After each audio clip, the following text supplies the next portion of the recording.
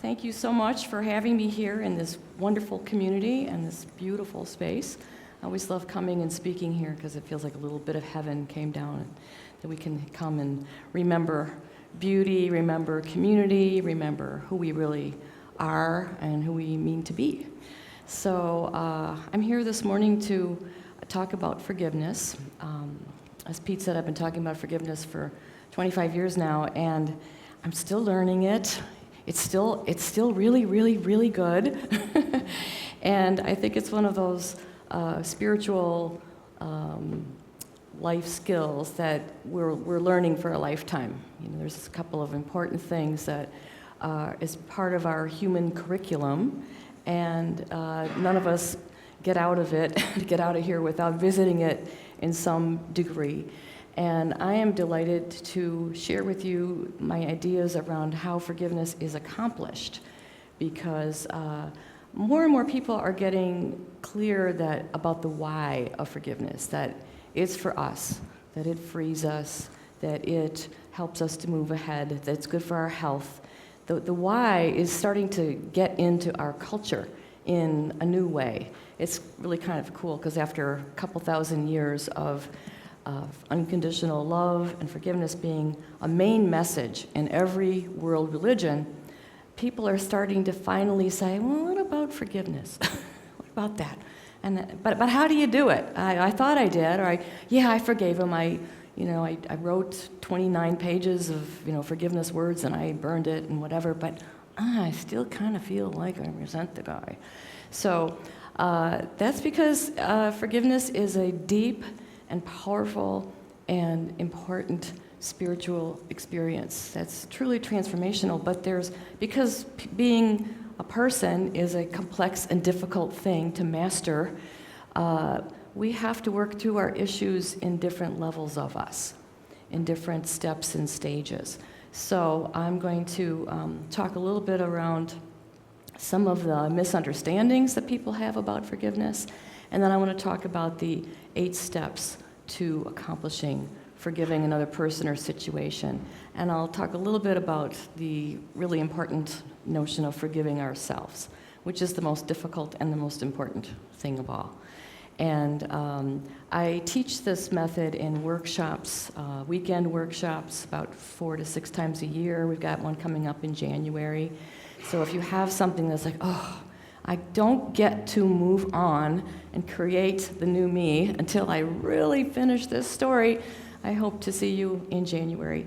And I also teach a more in-depth program, a year-long cycle, where we get into the parts and pieces of some of these spiritual principles that inform forgiveness. So I'll be answering any questions you have later, but let's talk about this persistent relationship that a lot of people have around forgiveness, which is, I know it's good for me and I can't do it yet. I know I want to, but I don't know how. There's this kind of push-pull resistance that people have about forgiveness. And I've come to the conclusion it's because there's some really unfortunate myths and misunderstandings about it. So I want to tell you a couple of those in case they're operating for you. So one of the important misunderstandings about it is the old saw, forgive and forget. Not really. Have you ever been able to do that? It doesn't work. None of us can do it. Our worst stories are so important in our life journey. We shouldn't forget them. We should not forget them. We should journey through them and extract the gold from them and turn that wound into our wisdom. So forgive and forget is just a misguided, trite sort of thing that really doesn't work. And what we need to do is remember. Forgive and remember. Remember who people really are, what really happened, who I really am, and what I learned from certain situations. So that's one. Another one is that, forgiveness is hard. It's too hard, and it takes a really long time. It just takes the fullness of time to forgive. And no, it's not hard, actually. You just need to know how to do it. Now think about when you were learning how to drive a car, When you were 10 and you saw someone driving a car, well, it looked pretty hard because you hadn't been trained. You hadn't been taught. When we learned how to drive a car, we went to classes for 6 weeks. We did practicing. We did tests. There was a whole method. There was a whole way of how you learn to drive a car. And now you drive.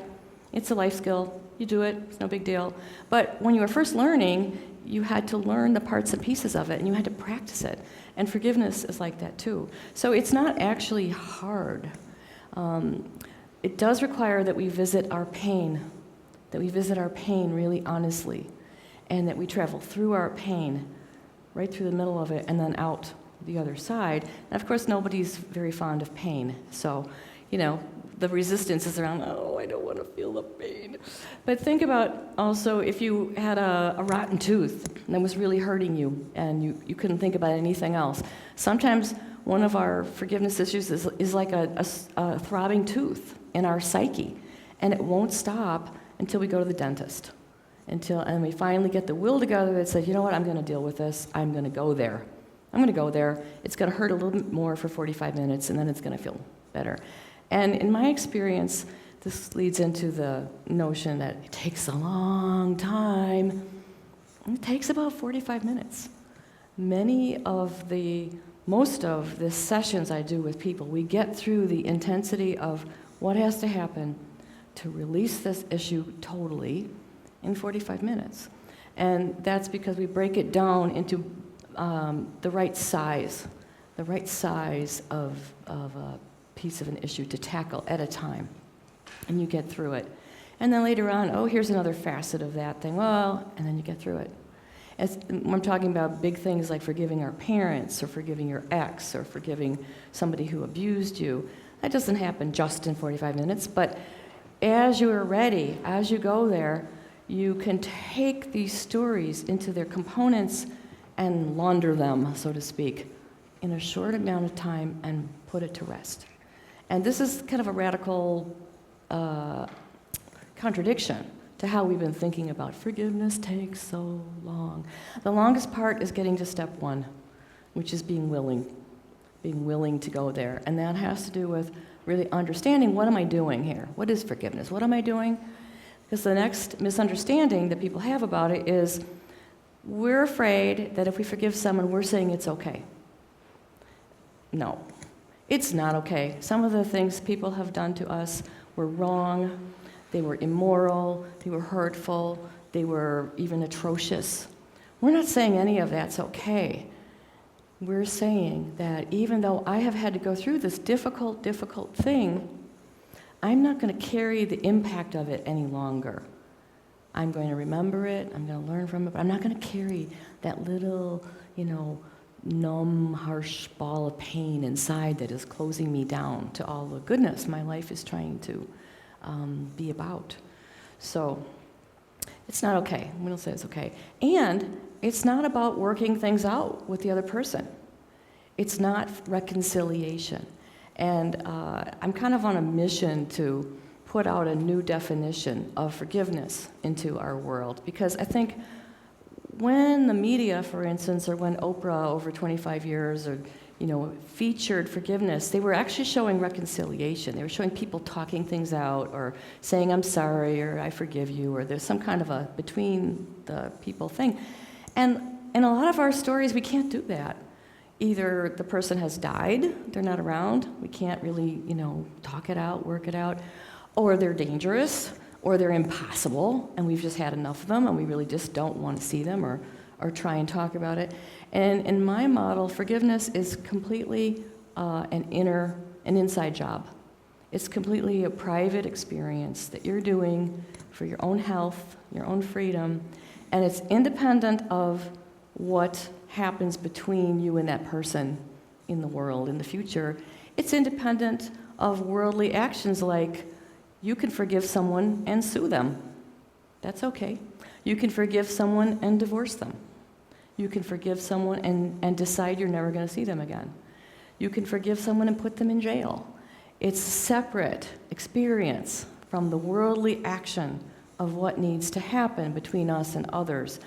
because we can't control this part. We don't get to make people show up and listen to us and say they're sorry and get it, and usually they don't get it.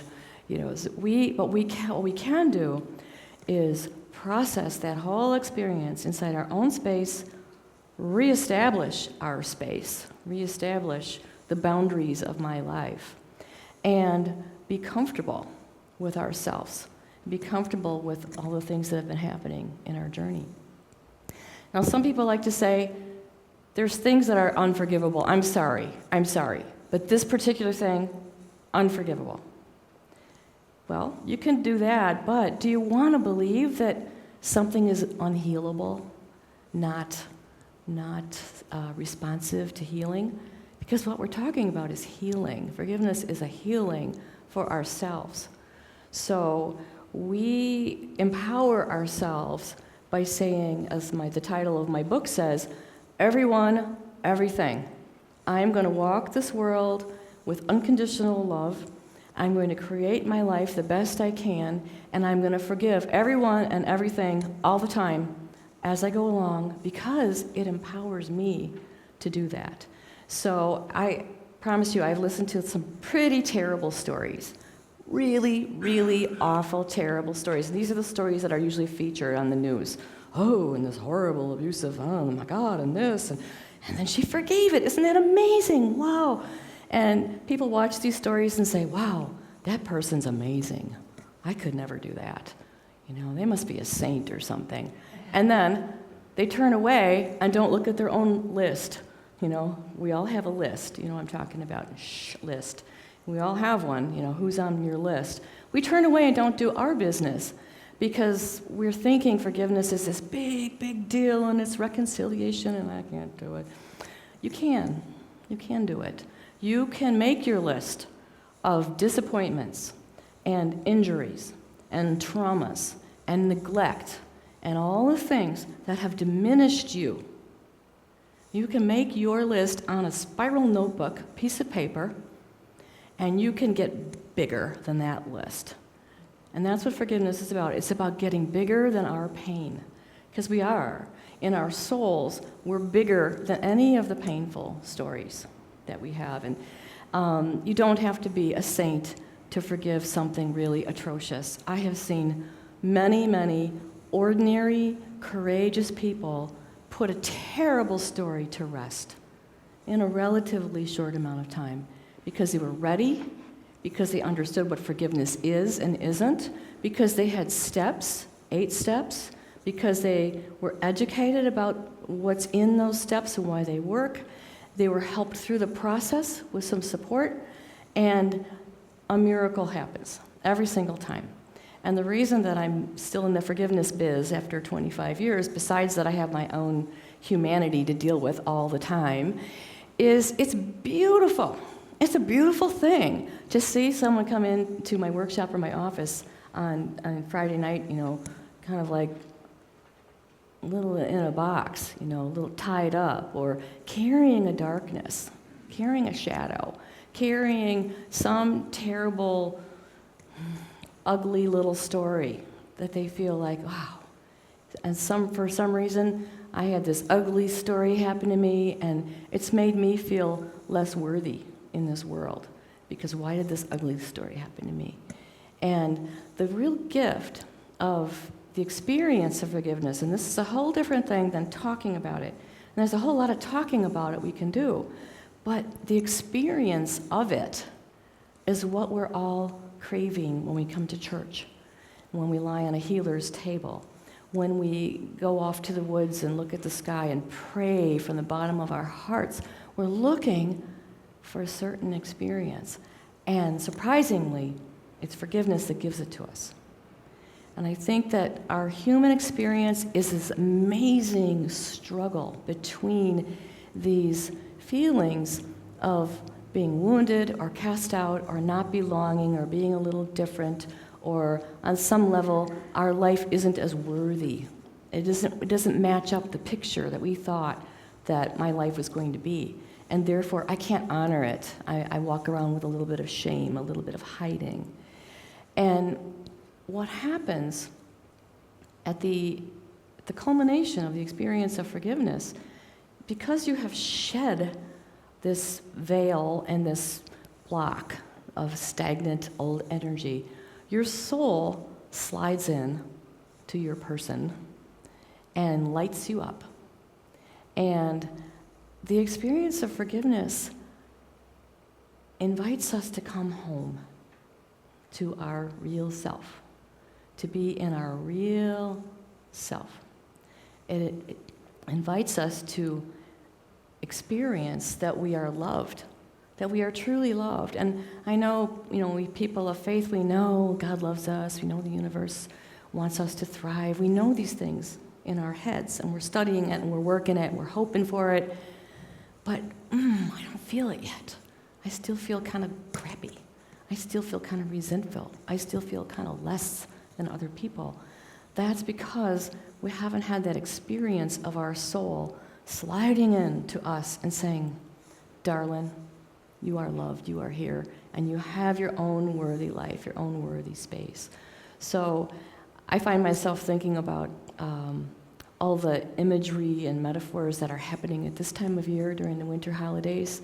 We have all these, images of the warm hearth and the happy family and the door opening and the person coming home and being welcomed, and home, we can be ourselves. There's this kind of sad contradiction for many of us where we have this longing for home, where we're going to feel like, I can be myself. I can just say what's real for me. I can be accepted and loved. And so many of us in our families, that's not the place. We find that. So many of us, our families are the places we've had to leave in order to find ourselves, in order to feel loved. So a lot of family issues come up during the holidays. A lot of loneliness comes up during the holidays. And a sense of a disconnect around the vision of who I mean to be and who I feel I am, and this sense of belonging.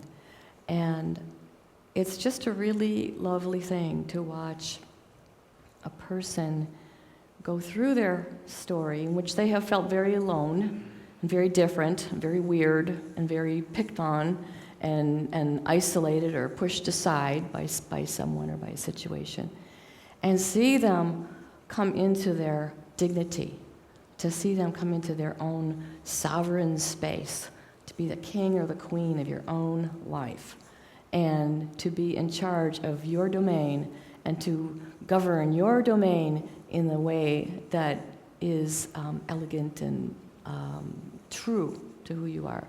So it's just amazing that there's such an amazing gift in forgiveness that has things that everybody wants, and this big gap between being willing to go there because of those misunderstandings. So I want to describe to you the steps of forgiveness as I have learned them, as I have lived them, and as I teach them. And we could say that these 8 steps of forgiving another person or situation is actually a description of an organic healing process. It's a description of how we heal, how our psyche heals. And you may be tempted, because there's some really good gems in here, to scribble them down, but I invite you to just relax and see if you can take it in with your being, with your right brain and your whole being, and sort of feel it, see it as a whole picture. And you can go home and get on my website, forgivenesstraining.com, and print them out. There's your 8 steps. Boom. There's a little video. There's a little audio. You can go and learn more about this stuff, or the books I have out there explain it in quite a lot of depth and gives you a way of doing it again and again whenever you need it. But for now, let's just be in this picture of this is how healing happens. This is how I heal myself from a bad story. So let's see. I'm going to use an example from a client that I just worked with recently. And she was so frustrated with her story, which she had not been able to put to rest for 2 years.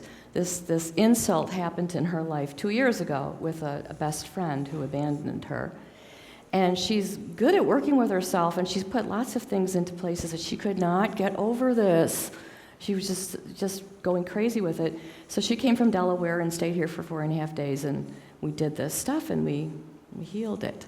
So I'm going to use her story as an example. So what happened for her was that she had a friend at work, a colleague at work, who normally this person has boundaries and rules about I don't make deep relationships at work. It gets kind of messy, But this sort of came in under her radar. First, her colleague was working with her in kind of a coaching way around things at work, and then they did a little bit of happy hour every now and then, and talked a little bit more personally. And then this colleague went through a divorce, and she was just in wreck. She was just a wreck.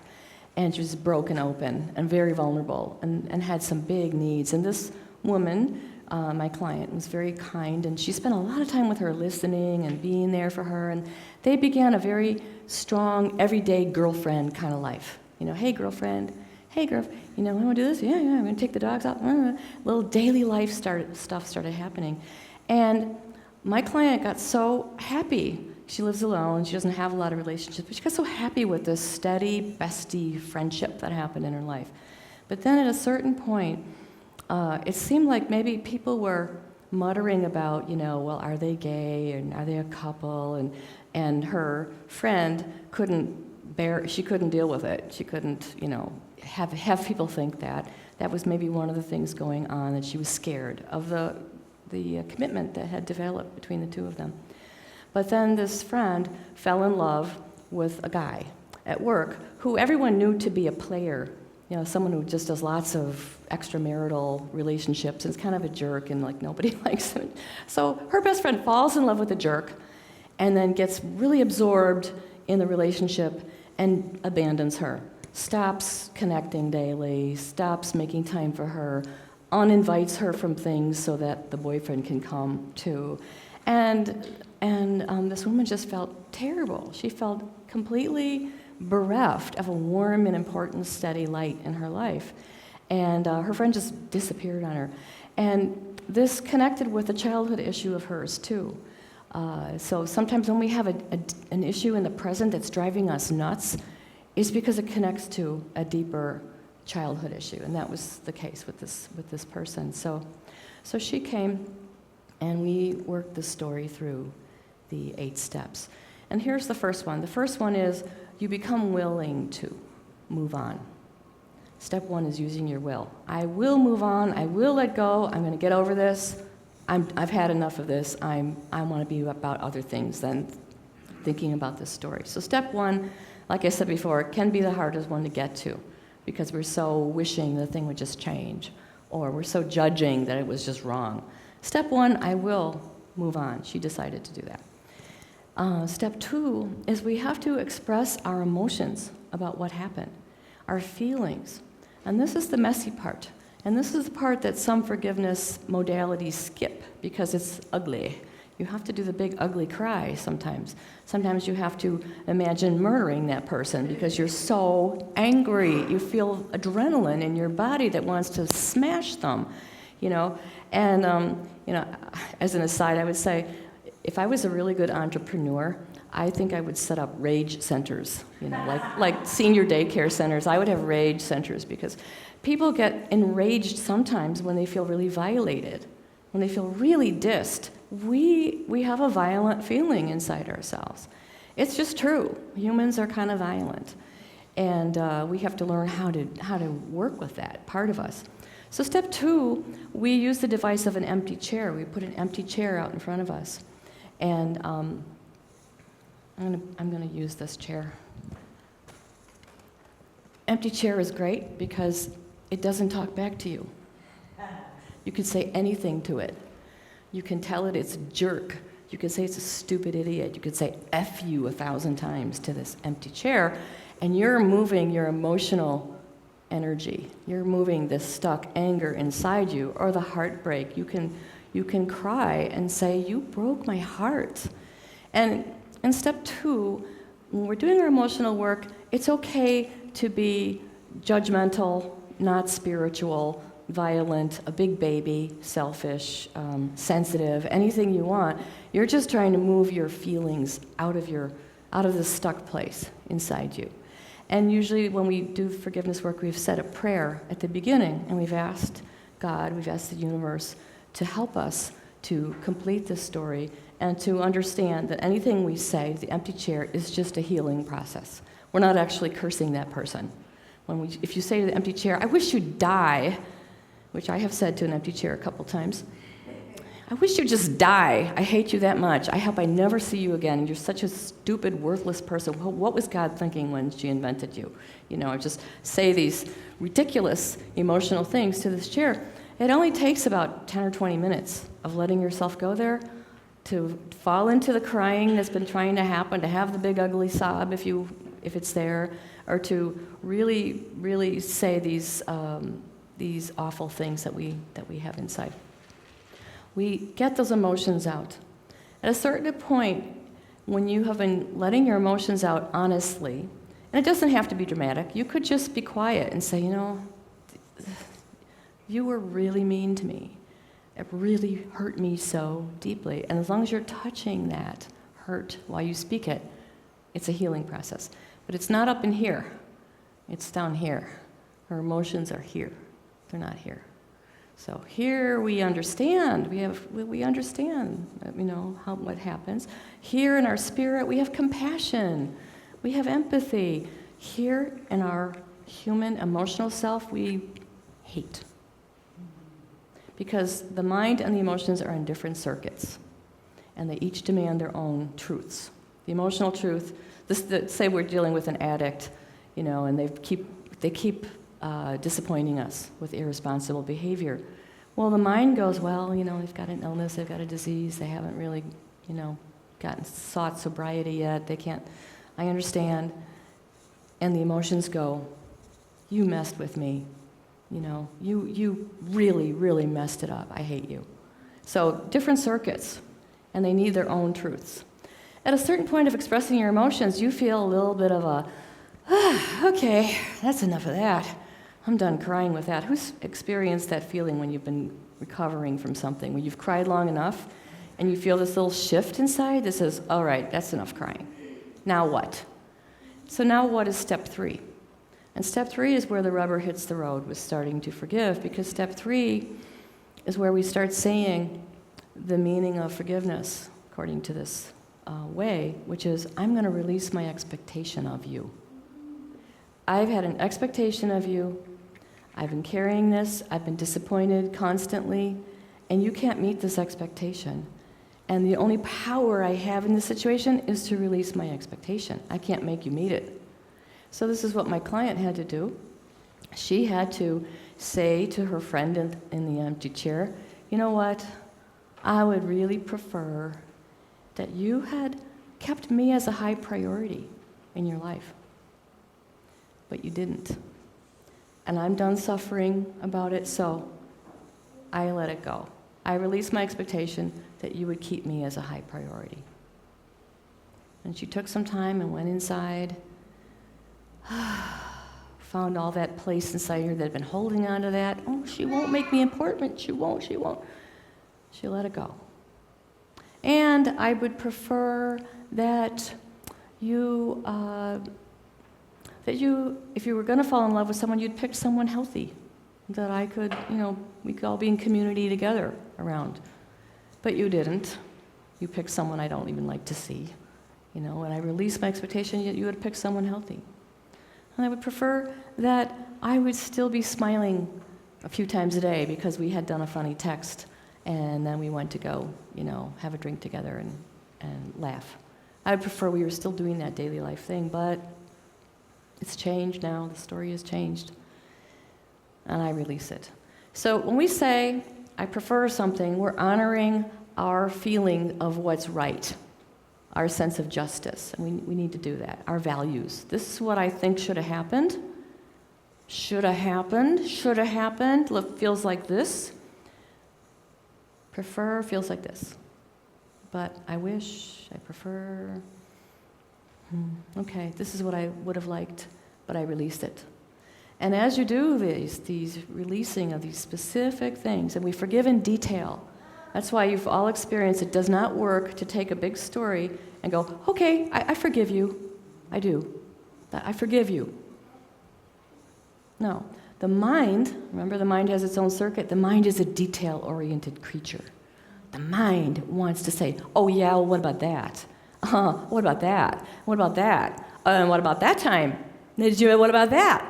And those are the things that you're ruminating about when you have a forgiveness issue. This, that's your mind. Your mind is saying, I didn't like this, I didn't like this, I didn't like this, I didn't like that. And so you honor your mind by saying it in detail. In detail. In detail, we can let go.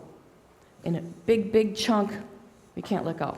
It's trying to like take something that's too big through a doorway. It won't fit. You have to, unscrew it and take it into its parts and pieces and take it through the doorway. And that's what forgiveness is like. When you're really accomplishing it, you're doing it in detail. Each thing is letting go, letting go. The cumulative result is a big release. 6 tiny releases, a big release. And then we go to step 4, which is great fun. I love step 4. Step 4 is when you restore your boundaries, the edges of your life, who you are, who you mean to be, what you will and will not let into your space.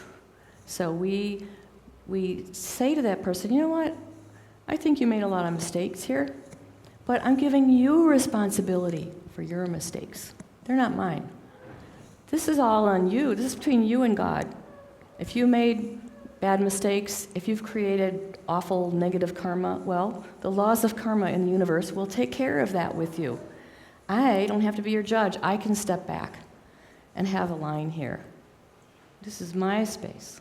And we like to visualize our space like a healthy aura, a healthy sphere of colored light around us, within which we have my thoughts, feelings, ways, values, goals, dreams, my self-love.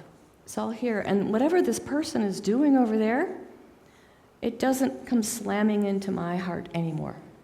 They're probably not going to change. They're doing their thing. We don't like it, but we don't have to hang out with them anymore. And our aura, our field, our boundary filters that energy so it doesn't come in and we don't carry it anymore.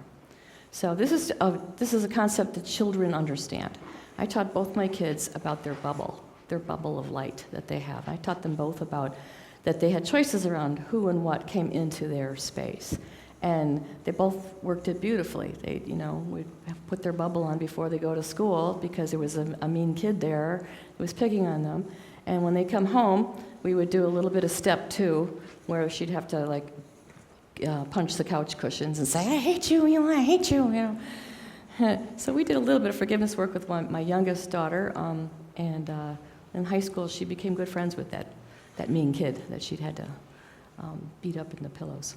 So step 4, restore the boundaries. This is my space. This is what I will have and not have. Step 5 is great because one of the reasons we've been attached to this issue is because there's an important need inside it. There's something we've needed inside it, and we need it. A need is a need is a need. It's not a need just because this person can't do it. It's still a need.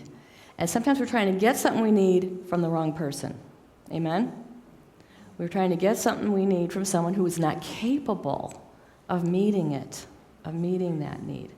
And so we've been hanging on because we don't want to give up on the need. It's really important. It's part of our wholeness. So what do? We recognize that this person can't meet our need, but spirit can. We move our attention, our primary relationship, to that source in the universe that wants you to get everything you need, that wants you to thrive. And so we give these guys responsibility for how they are, and then we say, and Lord, however you talk to spirit, hey, I'm open for you to bring me what I need. Thank you very much. And we don't always know what that means. And we usually don't know what it means because we think it's one thing, but when you open up to the universe healing you in that need, the most remarkable little things occur shortly after this forgiveness work, where you're getting this thing that you needed from all of these different quarters. And it's filling in that hole in the childhood space, maybe, that's got a frozen need. It's filling that in. We open up to the universe, and then we keep going into the spiritual level, and we imagine that there's a source of healing light that we can open up to. We open up the crown chakra, the gateway at the top of the head that is the gateway to spirit, and we just call down into our body, feelings, and mind, light. Unconditional love as light. And it happens. That's the cool thing. It actually happens. It's just not an idea. People have experiences of, wow, their whole head filled up with light, and they felt tingling from head to toe, and suddenly something popped off of them and they felt lighter. And energy healing happens. Forgiveness, real forgiveness, is actually a very palpable, energetic healing that you feel in your body, your emotions, your mind. People experience warmth or peace or love or cool energy or warm energy. It's different for every person. But something comes in. And what also comes in is the real you. More of the real you, your soul, comes in and fills you and releases this formation that you had been carrying. So in the early parts of it, we've been kind of breaking this all up into pieces, and now Spirit helps us wash it away. And that is the experience of forgiveness. And sometimes people have it spontaneously, where you just felt like, oh, well. And you got all tingly and light and started breathing, and suddenly you just had shifted your attitude. Who's had that spontaneous forgiveness experience? It's lovely, and it's a gift. It's a gift of grace. And so if you're an open person, you'll eventually have that, and you'll make your way through these 8 steps, and it will happen. But if you're an efficient person, you might want to just make it happen. In your little session of 45 minutes or in a weekend workshop, you might want to say, you know what, I don't want to wait for the fullness of time. I'm done now. Let's do this. Let's do this thing. Let's go there. And I get emails all the time from people in different states who stayed home on Saturday morning and turned off the phone and got the box of Kleenex and a big cushion in the chair, and they used my book, and they did it. And they write me, hey, you know what? It worked. I'm like, I know. I've been telling you it works. It worked. They always work. The steps always work because it's organic. It's the way healing happens in a holistic way. So I've brought you through step 6 now. Step 7 is where we let some of this blessing, some of this universal energy go to this person. And we don't have to like them to do it. We can just allow them to be in God's world.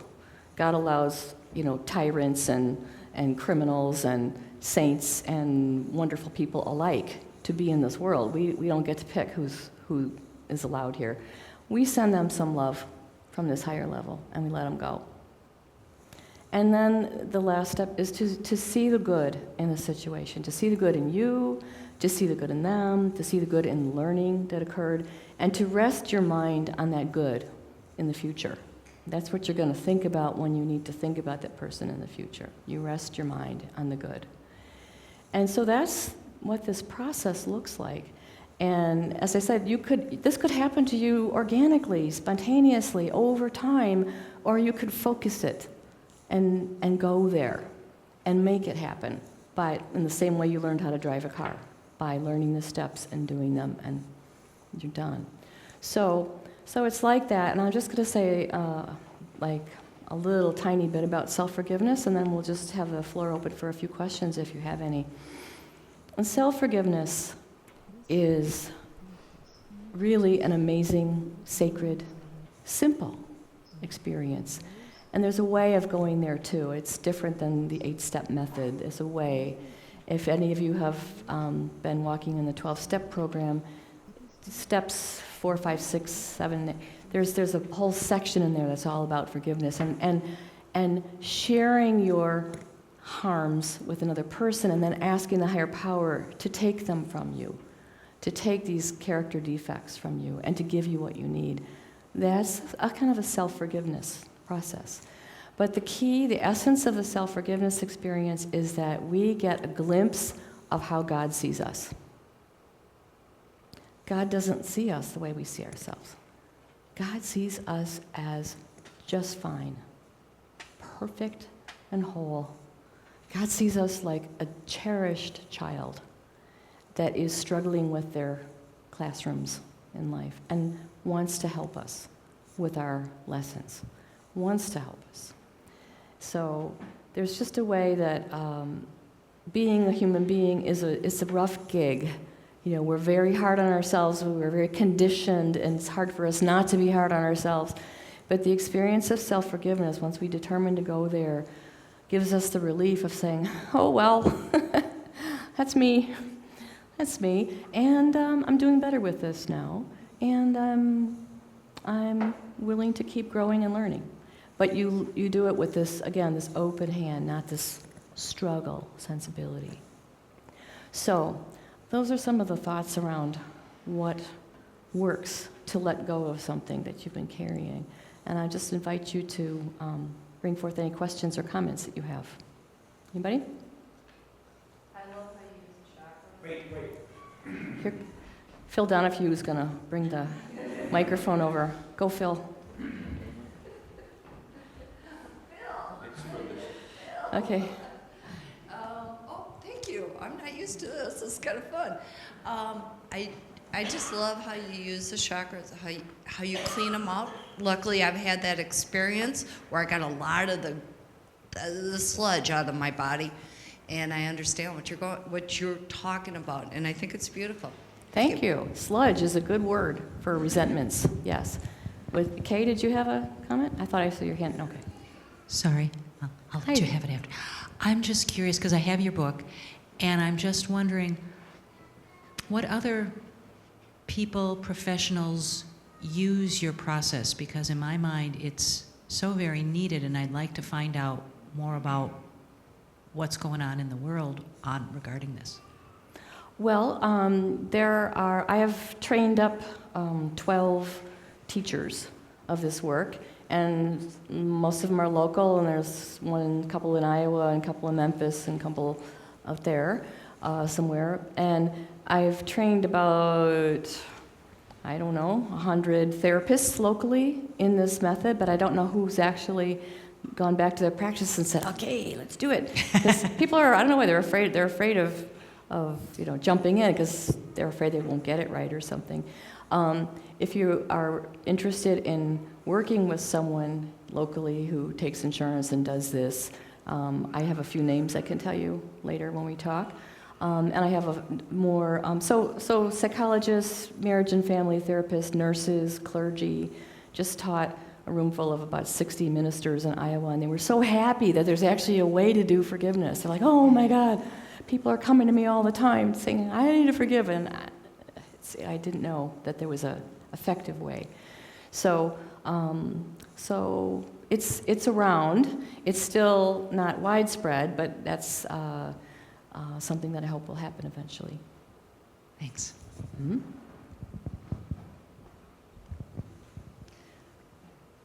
A couple things. I see a lot of correlations between the process of forgiveness and the process of grieving. Mm-hmm. So I thought that was really helpful. Yes, there are. And then on a personal note, I feel like I've organically done the process with my stepmother over the course of many years, but I actually ran into her unexpectedly a year ago, and the panic that it brought up in me was really kind of like a message that there's still more work to be done. Yeah. And I was like, oh, damn it, I thought I was done with this. I was so done with you, and now here I am. So let's just call that a shard. Let's just say there's like a piece that was kind of still stuck inside you that you didn't address yet, maybe because you weren't aware of it, maybe it's an unconscious piece, maybe sort of a buried sort of piece, or you didn't have enough support around you that your psyche didn't bring forth this piece. So maybe there's, a piece of trauma or, panic in a childhood story that wants attention, and that you can finish this off in glory by just focusing on that one story. And you can pray about that and ask for insight about the memory to work on that's going to release that. Thank you.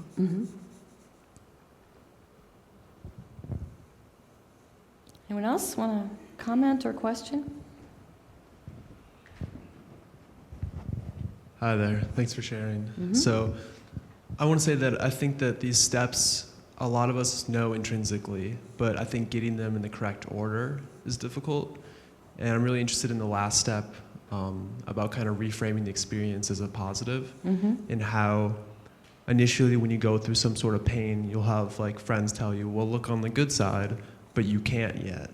No, they are short-circuiting the process in their well-meaning way, and this is a lot of what happens around forgiveness. People say something from a spiritual level or a positive mental level, and you haven't had a chance to go through your emotional pain and do your energy boundaries and all of the things that are going to make that possible. So it is, I would say, in my experience, the first 5 steps of the 8 are they go pretty much in the order I described, but you can jump around a little bit between steps 3, 4, and 5. Sometimes a person can't release that expectation until they put their step 4 boundary in place, and then they can. Or they can't release their expectations of this person until they've opened to the universe to help them with what they need, and then they can let this person off the hook. So those can move around a little bit. But then it's all getting you ready for that spiritual healing moment, step 6, 7, 8. All follows after that. So the order is pretty important, but there's flexibility in it. And you may end up doing one step on one day and another step on another day, or step 2 over 2 weeks' time, and then move to step 3. It can spread out, but it doesn't have to be the fullness of time. And so when people say, no, come on, he couldn't help it. He's got problems. You know that. You know how he grew up, whatever. They're trying to get you to the compassion now. And what's great, and there's methods that will have you meditate on the other person's experience for a long, long, long time, and do a lot of journaling. Like do so much journaling, your hand will fall off to get there. But that's really, it's more efficient to just go into the pain, honestly, and the way it is inside you. And then what happens at the end is, guess what? Compassion slides in. Compassion comes, understanding comes, insight comes. It just comes once you have really forgiven that person and filled yourself with the love of your soul and sent them some. You find yourself going, oh, I just found myself remembering, and you get insights that are important. You also get glimpses of the love that was there, that's been covered up or obscured by the painful story. Oh, I remember the time we shared this day. It was really sweet. It was perfect. I loved that day. You know what? I'm going to keep that day as a treasure, and I'm going to release the pain of all the other days. So my teacher used to say it's not too late to have a happy childhood.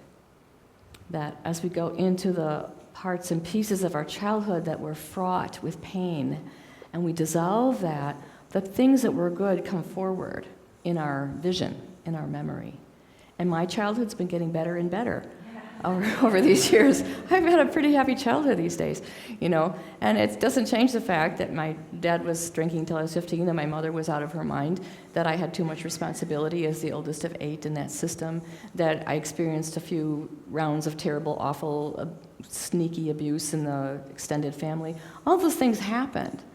But because I have forgiven them, I now frame them differently. I don't frame them as my, oh, poor me, oh, what a sad story I had. I frame it as my training as a person mastering forgiveness. And I put myself in the master's seat, not the victim seat. And that's what you can do too.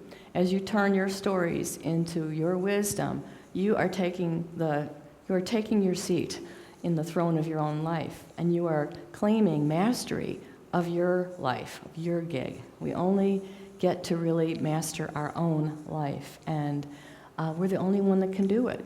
And forgiveness is one of our best ways of taking this journey and turning it into gold.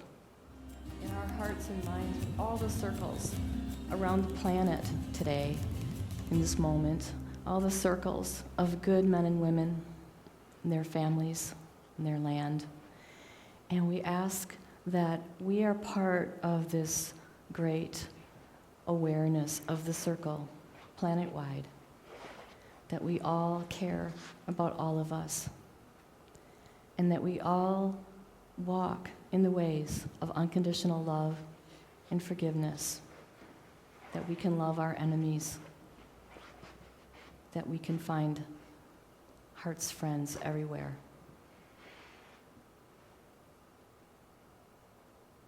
Amen.